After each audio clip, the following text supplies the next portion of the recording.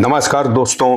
आज देश के नामचीन व्यंग्यकार श्रद्धेय शरद जोशी जी की पुण्यतिथि है।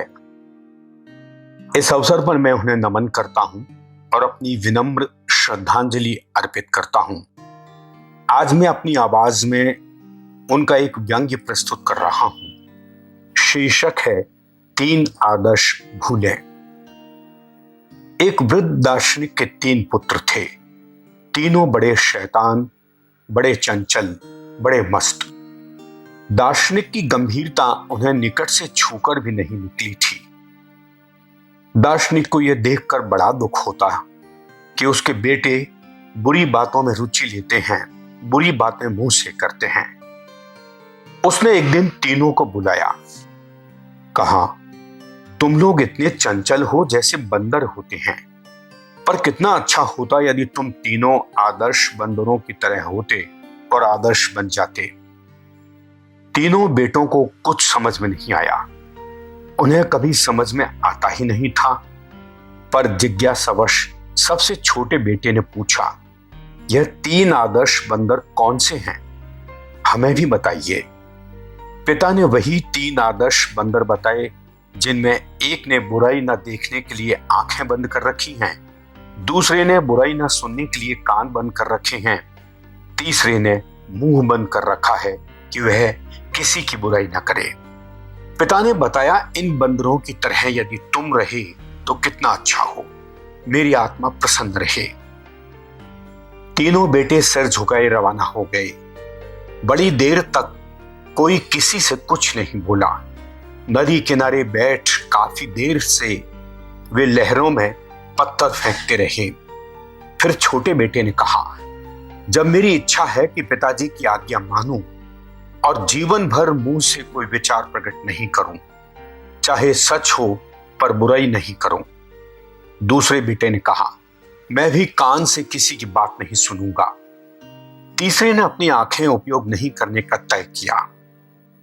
तीनों आदर्श बंदर होने का तय करके नदी किनारे से उठे और पिताजी के पास खबर कहलवा दी कि उनके बेटे 3 आदर्श बंदरों की तरह रहने का निश्चय करके नौकरी की खोज में रवाना हो गए हैं। तीनों भाई चलते चलते एक चौराहे पर पहुंचे। वहां पुनः अपनी प्रतिज्ञा को दोहराकर तीनों 3 रास्ते रवाना हो गए। दार्शनिक पिता ने बड़े समय तक अपने बेटों की प्रतीक्षा की, पर वे नहीं आए। वह दुखी रहने लगा। पुस्तकों में उसका दिल नहीं लग पाया। एक दिन क्रोध में आकर उसने तीनों बंदरों की मूर्ति हटा दी। इन्हीं के कारण उसके बेटों से वह बिछुड़ गया था। फिर वह सोचने लगा कि अपने पिता के वचनों को इतनी निष्ठा से मानने वाले मेरे बेटे इतने बुरे नहीं थे जितना कि उनका प्रचार था। वह दोष समाज का है। तब वह दार्शनिक पिता सबकी बुराई करने लगा, सब में दोष देखने लगा, सबकी बुराइयों पर रुचि से कान देने लगा। उसने अपने एकांत जीवन को त्याग करके इधर उधर बुराई भलाई में लगना शुरू किया। कुछ दिन तक तो लोगों ने उसकी बातों का सम्मान किया और बाद में सभी दार्शनिक की बुराई करने लगे। दार्शनिक ने अनुभव किया कि इन दिनों उसका मनुष्य और समाज के संबंध में ज्ञान बढ़ रहा है। मेरे बेटों को भी ऐसा ज्ञान था, वे बुरे नहीं थे। कुछ सालों बाद तीनों आदर्श बेटे घर आए। उनके रूप नक्श में फर्क आ गया था।